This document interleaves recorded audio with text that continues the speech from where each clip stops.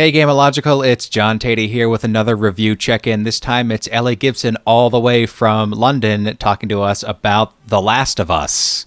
Hey Ellie. Hello! How's it going, America? These questions may be from all over the world, Ellie, I'm not sure, but let's get right into it.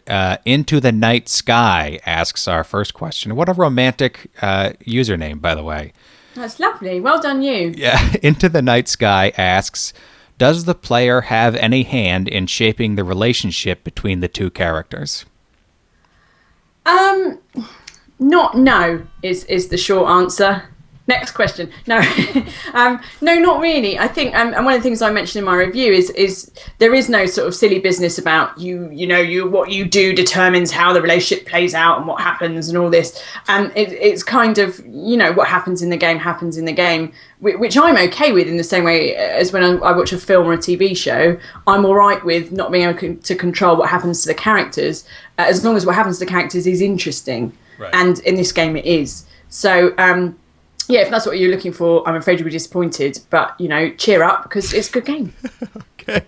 HTTP Lovecraft, who is a regular of these videos, HTTP Lovecraft asks, how disconcerting is it to play a game where Ellie is a main character's name? Is that weird?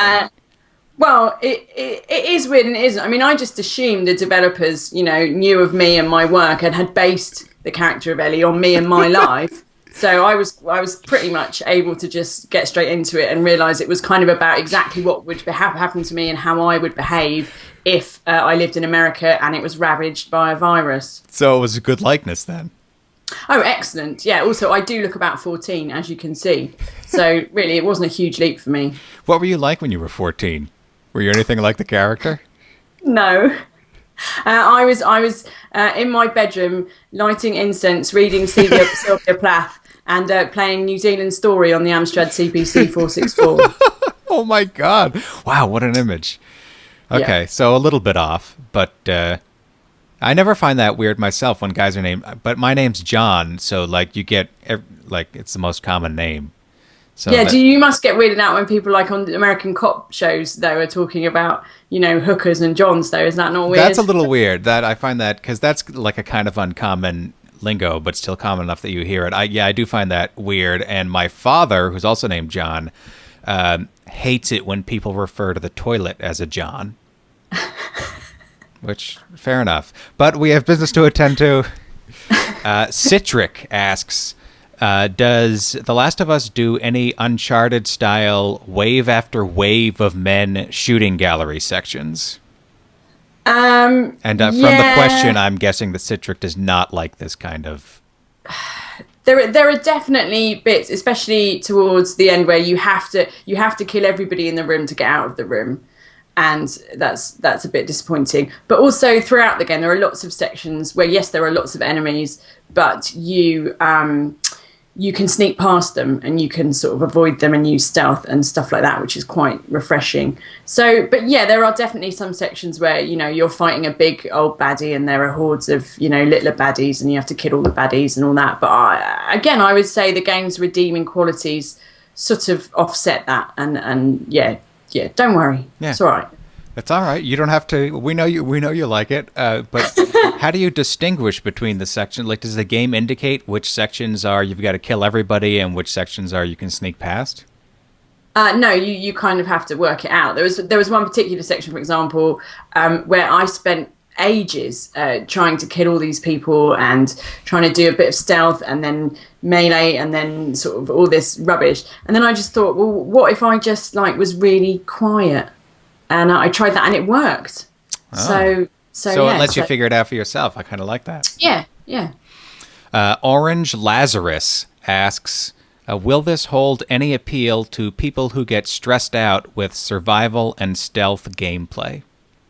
So this is sort of the flip side of the last question. If you're not crazy about sneaking around, is this game still appealing?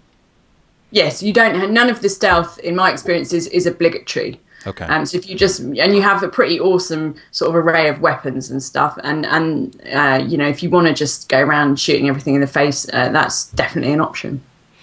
I like stealth, but I I'm always surprised when I find people who like aren't into it at all, which are like, I'm not blaming Orange Lazarus for this preference. I think it's perfectly awesome, but I don't like, there's some people who just hate it and they just want to, they want to be exact in their killing, I guess. Well, each to their own. Neo Doc T asks, how tightly scripted is the game? Yeah, it's pretty. What do you mean? Did you think they mean like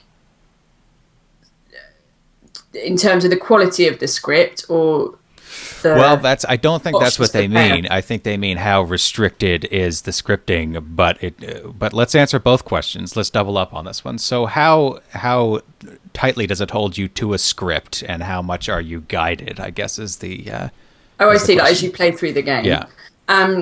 Well, there is definitely a path through each level, and in that regard, it's pretty linear. But at the same time, each level has got lots of stuff to go and look for and find. And there's one. I know, John, you're like a massive, like you have to explore every nook and cranny and collect every, belt buckle and whatever. I'm not really like that. I'd rather just, get through it. If I find a nice gun, that's lovely.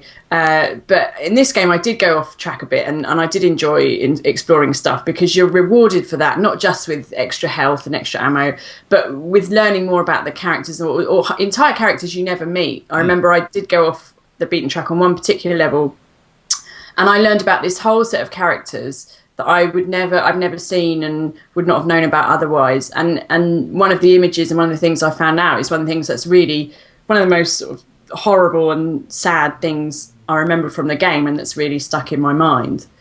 So I would say I recommend, taking that opportunity to go round about a bit and find the little notes and stuff that people have left, which normally is a bit of a video game cliche. Yeah. But here there is a real reward for doing that. Now let's answer your version of that question, which is how tightly scripted is it in terms of the words? Boy, speaking of words, I'm at a loss for them. Scripted. Yeah. The script is fantastic. The script is really understated, and the characters talk in a believable way, and they just say kind of the minimum they need to say to move the plot along and convey information, which again, compared to most video games, is a triumph, really. Yeah. But yeah, they don't feel the need to sit around, having 8-hour conversations about the nature of their relationship, which is refreshing for someone who's married. Okay. We will leave it there. That is all the questions we have for you, Ellie Gibson. Thank you for this review check-in, and people can go read your review right now.